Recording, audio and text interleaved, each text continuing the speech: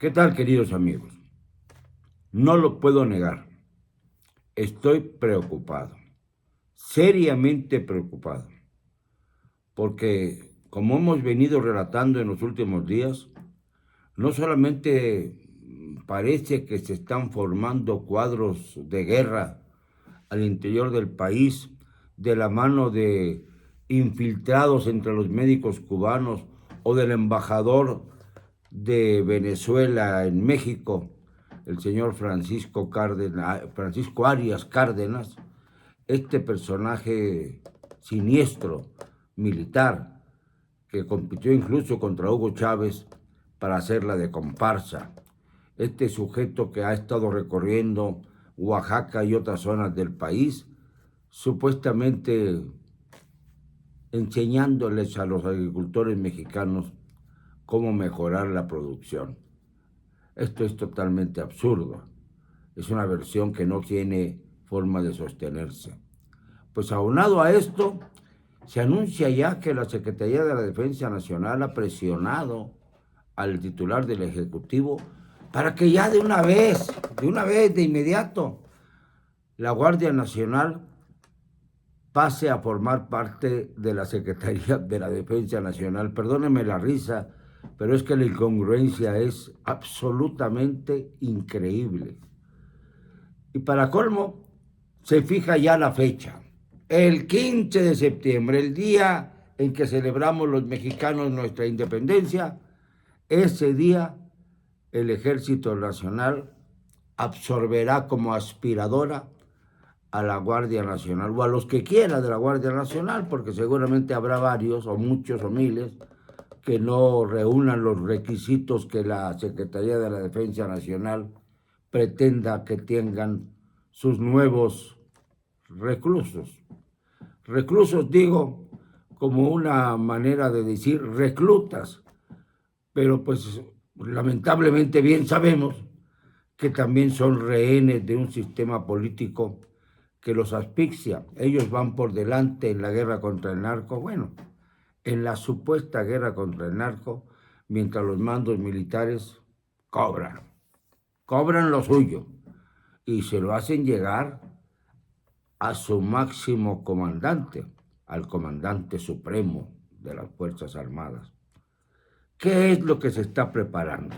Vamos a ver. Por un lado, tenemos firme conocimiento, pero firme conocimiento de que ya el narcotráfico está desatado. Hay piratas narcotraficantes que van a los pozos petroleros, que hacen arder plataformas en el Golfo de México. Sabemos también que los narcotraficantes están pues absolutamente encaminados a poner en jaque a diversas entidades del país, como el caso de Jalisco y Guanajuato, en donde desgraciadamente se vivieron ya varias noches de terror por el incendio de edificios, de automóviles, por una desatada furia del narcotráfico, porque han agarrado a alguno de los sicarios más importantes y están presionando al gobierno para que lo suelten o para que no sea extraditado, que es lo que más temen estos señores, la extradición a los Estados Unidos, porque de ahí no salen.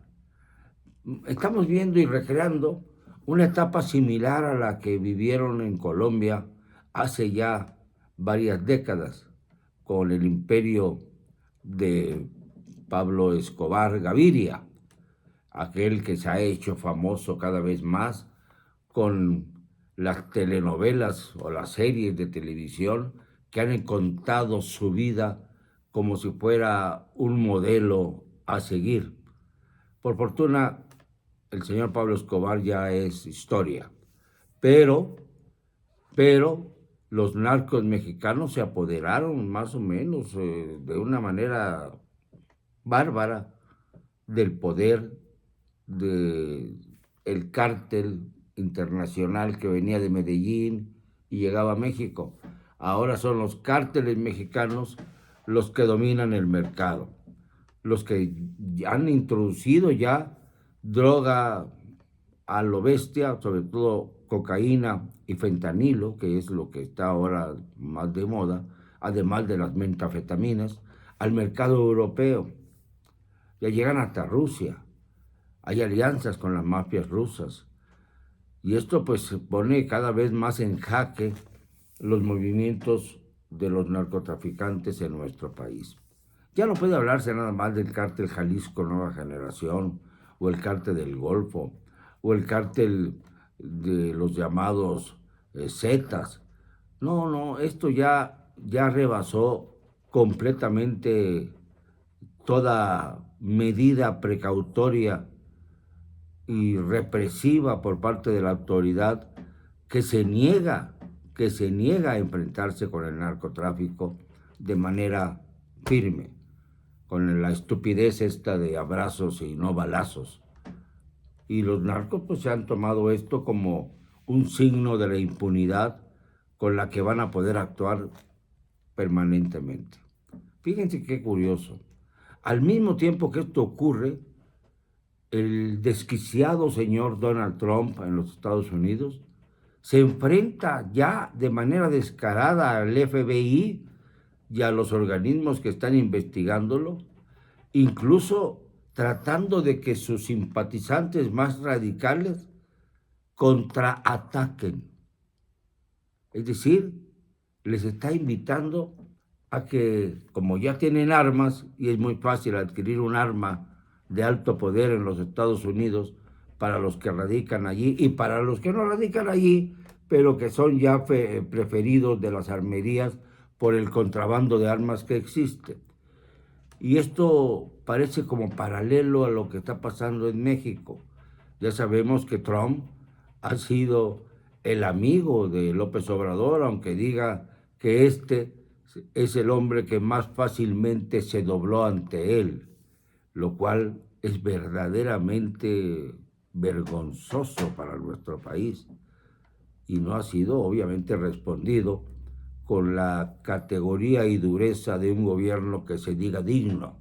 Al contrario, dejaron pasar el comentario para centrarse después en no asistir a la famosa cumbre de las Américas y luego ir a Washington, el señor López Obrador, a tratar de explicarle qué es lo que debía hacer con un plan absurdo que fue motivo de risas, de burlas por parte del gobierno de Joe Biden.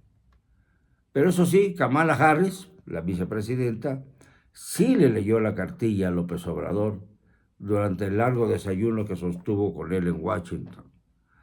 Y entonces fue como cayó, por ejemplo, el célebre personaje nefasto, Rafael Caro Quintero, que había sido liberado en su momento precisamente porque tenían que darle un regalito al señor Biden y a la señora Kamala Harris. Y el regalito pues se estancó porque se dieron cuenta de que Caro estaba dispuesto no solamente a comprometer a algunos expresidentes notables, sino que también, estamos hablando desde la época de Miguel de la Madrid y sus colaboradores. De la Madrid ya está muerto, pero Bartlett, por ejemplo, que fue el gran operador entre el gobierno de la Madrid y los narcotraficantes, está todavía vivito y coleando. ¿Cómo se atreve el hijo de Miguel de la Madrid a sugerir que puede ser candidato a la presidencia cuando en su gobierno se asesinó, el gobierno de su padre asesinó a periodistas, provocó el gran boom del narcotráfico, asesinó? Todo esto, claro, bajo la pantomima de que Bartlett era el que ordenaba todo, pero de acuerdo con el presidente de la Madrid, porque la furia de Bartlett se desata contra de la Madrid en el momento en que éste no cumple el pacto de hacerlo a Bartlett presidente de la República y opta por Carlos Salinas de Gortari. Ese fue un momento coyuntural en la historia contemporánea de nuestro país. Un momento que no podemos olvidar, un momento que nos hiere, que nos asfixia, que nos hace ver que México pareciera que se está armando para una guerra intestina que mucho le conviene a los Estados Unidos, porque obviamente de arriba les interesa controlar a nuestro país para que de aquí surjan las circunstancias y las condiciones para tratar de aplacar a la manta socialista, digamos de algún modo, a la marea socialista que se está formando en Sudamérica sobre todo, pero que ya llega a Centroamérica con Nicaragua en manos de un dictador que no quiere dejar el poder, Daniel Ortega.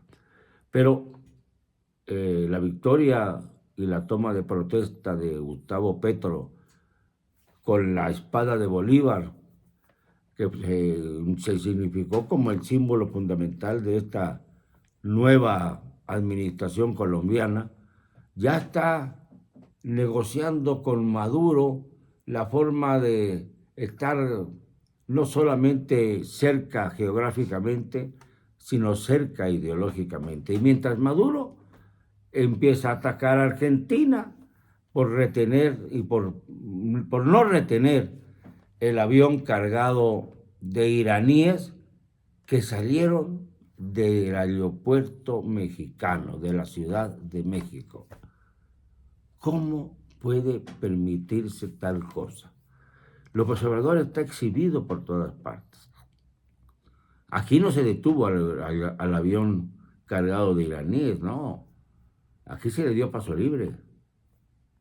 Y ahora resulta que el presidente de la República está empeñado ya, sin que pase esto por ningún tipo de acción legislativa, con un decreto que pase por encima de la Constitución, que asfixie el Estado de Derecho, a devolver a la Guardia Nacional a la Sedena. La Guardia Nacional se formó en principio con elementos que venían como migrantes de paso por México y se encontraron con la oportunidad de ser personajes de seguridad que supuestamente iban a combatir al narcotráfico y a proteger a López Obrador.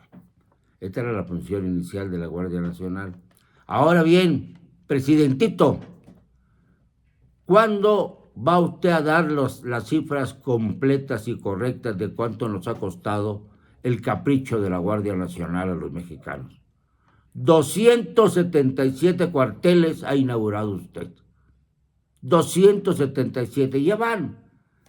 Además, por otro lado, se han creado sucursales del Banco del Bienestar en áreas del ejército, ya sea en los lugares en donde están los batallones o las zonas militares, o bien en esos supuestos cuarteles que se han inaugurado sin mobiliario y sin ningún tipo de consideración para los que formaron la Guardia. Los tenían ahí arrumbados, sin catres para dormir, sin agua, en una situación infrahumana y vergonzosa. Y ahora los quiere usted meter a la Sedena para que calmen sus ansias de protestar en serio contra la 4TTT. Tragedia, terror, trampa y tontería. Le podemos poner muchos adjetivos a la T, pero no tiene nada que ver con transformación. La transformación la tenemos que hacer los mexicanos. La tenemos que hacer con fuerza. Ojalá que entiendan que hay que lograr que los movimientos civiles tengan fuerza real. Va a haber un movimiento civil importante el 3 de septiembre próximo. Pero no solamente voy a mencionar a uno, por eso no quiero mencionar a ninguno, sino que todos los movimientos civiles se unan y converjan al Monumento a la Revolución el próximo 3 de septiembre para lograr que la voz del pueblo de México se alce por encima de cualquier tipo de organización política y partidista, que sea el pueblo de México el que señale quiénes son los que deben gobernarnos. De eso se trata.